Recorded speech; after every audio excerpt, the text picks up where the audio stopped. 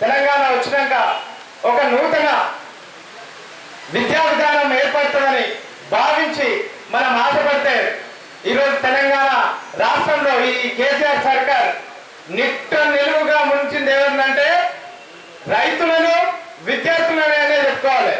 ఎందుకంటే ఆనాడు విద్యార్థులంతా ఏకమైతేనే ఈరోజు తెలంగాణకు అడుగులు పడ్డాయి. మన దేశ పోరాటంలో విద్యార్థుల త్యాగాల మీదనే ఈ తెలంగాణ రాష్ట్రం ఏర్పడ్డది.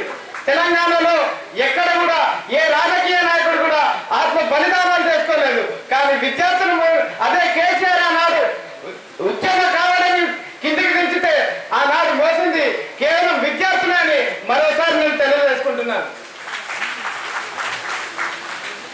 ఆనాటి 69 ఉద్యమంలో చూసుకున్న 369 మంది ఆనాటి విద్యార్థులే బలిదానం చేసుకున్నారు. మరి ఈనాటి దాకా కూడా 2009 నుంచి 2014 వరకు కూడా రాష్ట్రం ఏర్పడేదాకా కూడా దాదాపు 1600 మంది విద్యార్థులు అమరులయ్యారు. అట్లాంటిది ఈరోజు మనం రాష్ట్రం సాధించుకున్నాక ఈ రాష్ట్రం ఎవరి చేతుల్లో పోయిందంటే మళ్ళీ దొరల చేతుల్లో నుంచి దొరల చేతుల్లోకి వెళ్ళిపోయింది.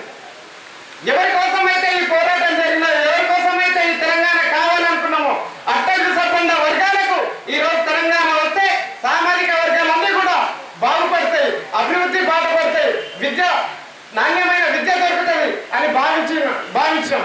కానీ దానికి భిన్నంగా ఈరోజు రాష్ట్రంలో ఏం జరుగుతుందంటే గొంతెత్తి పోరాడే వాళ్ళు ఎవరైతే ఉన్నారో విద్యార్థులు కానీ, ఉద్యమకారులు కానీ, ప్రజా సంఘాలు కానీ ఈరోజు అందరినీ కూడా ఈ రాష్ట్ర ప్రభుత్వం, ఈ దొరల ప్రభుత్వం ఏం చేస్తా ఉందంటే ఎక్కడికక్కడ అణచివేస్తున్నది. ఎక్కడికక్కడ వాళ్ళ గొంతులకు తాళాలు వేస్తా ఉన్నది, వాళ్ళ పాటలను కట్టడి చేస్తా ఉన్నది. అందుకే ఈరోజు తెలంగాణ స్టూడెంట్స్ యూనియన్ 2015 ఆగస్టు 5 తారీఖున ఉస్మానియా యూనివర్సిటీ కేంద్రంగా ఆ రోజు డాక్టర్ చెరుకు సుధాకర్ గారి సూచనలతో మేము తెలంగాణ స్టూడెంట్స్ యూనియన్ ని ఏర్పరచుకున్నాం. ఆ రోజు నుంచి ఈ రోజు వరకు అనేక కార్యక్రమాలు తీసుకొని మనం విద్యార్థుల కోసం కానీ, విద్యార్థుల సంక్షేమం కోసం కానీ పోరాడి ఖచ్చితంగా విద్యార్థులకు ఉచిత నిర్బంధన విద్య అమలు చేయాలని చెప్పి అనేక సార్లు ఈరోజు రాష్ట్రంలో ఉన్న విద్యార్థి సంఘం తెలంగాణ స్టూడెంట్స్ యూనియన్ దాదాపు 60 నుంచి 70 కమిటీలు మాత్రం 60 నియోజకవర్గాల కమిటీలు ఇప్పటి వరకు ఏర్పరచుకున్నాం. పూర్తి స్థాయిలో ఈ సంవత్సరంలో చేసుకోలేకపోయినాం. అయినప్పటికీ కూడా ఈ నెక్స్ట్ అకాడమిక్ ఇయర్ లో పూర్తి స్థాయి 119 అసెంబ్లీ నియోజకవర్గాల్లో విద్యార్థి సంఘాన్ని నిర్మాణం చేసుకుంటాం. ఖచ్చితంగా ఈరోజు మాకు కావాల్సిన వాటా, మాకు ఉద్యోగాల్లో వాటా, మా విద్యలో వాటా ఈరోజు మా రైతులకు. ఎందుకంటే రైతులకు ఈరోజు రైతులు చచ్చిపోతే నిజంగా అన్నదలిగేది ఎవరంటే కేవలం ఈరోజు విద్యార్థి బిడ్డలే. ఎందుకంటే మా కన్న తల్లిదండ్రులు గ్రామీణ ప్రాంతం నుంచి వచ్చి మేము ఎక్కడో అనేక కష్ట నష్టాలు ఎదుర్కొని అక్కడ ఊర్లలో పంటలు పండక, బ్యాంకులు రుణాలు ఇయ్యక, ఆ రుణాలు మాఫీ కాక మా తల్లిదండ్రులు హరిగోసపడి అప్పులు తెచ్చి చదివిస్తా ఉంటే ఈరోజు మళ్ళీ ఈ సర్కార్ ఏం చేస్తా ఉందంటే వాళ్లకు మెడల బంగారు తెలంగాణలో ఒక బంగారు వృత్తాన్ని బిగిస్తా ఉంది. అందుకని ఈరోజు తెలంగాణ స్టూడెంట్స్ యూనియన్ ఖచ్చితంగా మేము చెప్తా ఉన్నాం, మేము రాష్ట్రంలో ఎక్కడికక్కడ ఈ రాష్ట్ర ప్రభుత్వం తీసుకునే నిర్ణయాలు విద్యార్థుల పట్ల ఏవైతే ఈరోజు గ్రూప్ 2 కావచ్చు, గురుకుల పాఠశాలలు కావచ్చు, తను తీసుకున్న నోటిఫికేషన్ లో ఏ ఒక్క నోటిఫికేషన్ కూడా పూర్తి స్థాయిలో ఆ నోటిఫికేషన్ ఇంతవరకు ఒక్క నోటిఫికేషన్ కూడా పూర్తి స్థాయిలో ఏర్పడేది లేదు.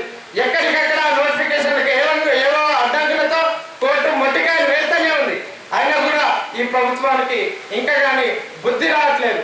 ఎందుకంటే మరి ఇంత పెద్ద ప్రభుత్వంలో ఇంతమంది మంత్రులు ఉన్నారు, ఇంతమంది ఐఏఎస్ ఆఫీసర్లు ఉన్నారు.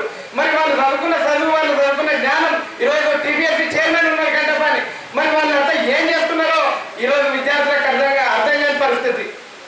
ఈరోజు ఉస్మానియా యూనివర్సిటీ లాంటి కేంద్రాల్లో, కాకతీయ యూనివర్సిటీ లాంటి కేంద్రాల్లో అనేక మంది విద్యార్థులు నాన్ బోర్డర్లుగా ఉన్నారు. మేము తరిమేస్తామని ఈ రాష్ట్ర ప్రభుత్వం చెప్తా ఉంది. అసలు నాన్ బోర్డర్లు ఎందుకు ఉండాల్సిన పరిస్థితి ఈరోజు యూనివర్సిటీ కేంద్రాల్లో ఏర్పడ్డదని ఒక్కసారి ప్రభుత్వం ఆలోచన చేయాలి. మీరు సరైన కాలంలో మీరు కనుక నోటిఫికేషన్ సంవత్సరానికి 50,000 నోటిఫికేషన్ కనుక వేసి ఉంటే ఈరోజు యూనివర్సిటీలలో నాన్కోటేళ్ళు ఉండే పరిస్థితి ఉండేదా? నువ్వు ఇచ్చిన నోటిఫికేషన్ ఏదైనా స్పష్టమైన నోటిఫికేషన్ ఇంతవరకు పూర్తి స్థాయిలో చేపట్టిన ఉద్యోగాలు చేపట్టిన నోటిఫికేషన్ ఏదైనా ఉందా? మరి ఎవరి జీవితాలతో ఇవ్వాలి అనుకుంటున్నాను? ఒక కుటుంబం బాగుపడితే రాష్ట్రం బాగుపడుతుందా? మరి ఈ విద్యార్థులంతా కూడా వాళ్ళ ఏజ్ అయిపోతా ఉంటే ఇంట్లో కుటుంబంలో ఒత్తిడి తట్టుకోలేక చాలా మంది విద్యార్థులు కూడా మళ్ళీ ఇంకా మేము ఏం చేయలేని నిస్సాయ స్థితిలో ఆత్మార్పణ చేసుకునే సందర్భాలు ఏర్పడతా ఉన్నాయి.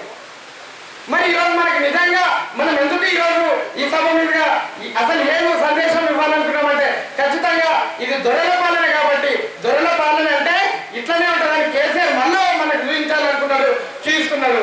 అది కేసీఆర్